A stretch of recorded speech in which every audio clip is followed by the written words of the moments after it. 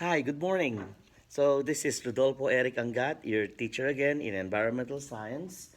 So our lesson today is about why is the circumference around the equator larger than around the poles. So we'll be learning this today. But first, we'll be checking our investigatory project. So it's a very simple investigatory project. It's it shows the students about the control setup, the experimental setup, the independent variable and the dependent variable. So here they are. So I have my growth lamp here, and then I have my setup A here. So I watered it yesterday. Yesterday was September 4. So today is September 5. So I will be changing that date and I will be documenting it again. So this is setup A. Setup A is the controlled setup, while setup B is the experimental setup. Now, the control setup, with it, I didn't change anything. So it's a normal one. So both setups have their constant. So the containers are the same. Even the color is the same. The size, the width, everything is the same. The soil, they also have the same kind of soil and the same amount of soil. The plants that I planted, also the same, and the same number of seedlings from this onion. I think we call them onion sprouts. Now, with the control setup, I water it 1 cup of water every day. I would say let's convert that 1 cup to milliliters later so that it will be more accurate, okay? But as of now, I put 1 cup here.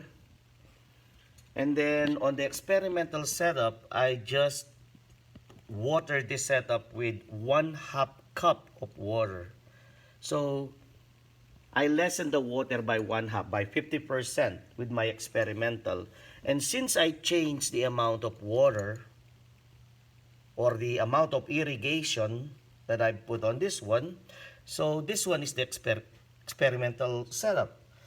And the one that I've changed, the amount of water from 1 cup to 1/2 cup, is what we call the independent variable. I would suggest when you do the experiment, just convert the cup into milliliters, okay? Now, this one only receives 50% of the normal amount of irrigation, and that amount of water is what we call the independent variable because it's that thing that I changed. I changed it from the control, which was 1 cup, to the experimental to 1/2 cup, and that part of the experimental variable is what we call the independent variable. Independent variable is the one thing that you change in your experiment, and that one thing that I change is the amount of water. Now, the effect or the consequence of that independent variable is what we call the dependent variable. In this case, my dependent variable is the growth of the plants in terms of height.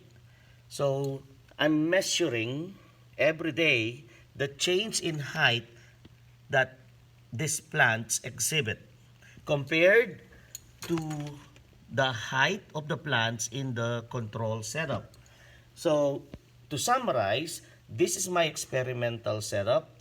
The independent variable is the amount of water, which I lessened by 50% from the control setup. And the dependent variable is the consequence of the independent variable or the effect of the independent variable, which is the height of the plants. So I will continue performing this experiment for another week, and hopefully after that I can come up with enough data to formulate, or rather to come up with a valid or sound conclusion. So again, this is how I am performing the experiment.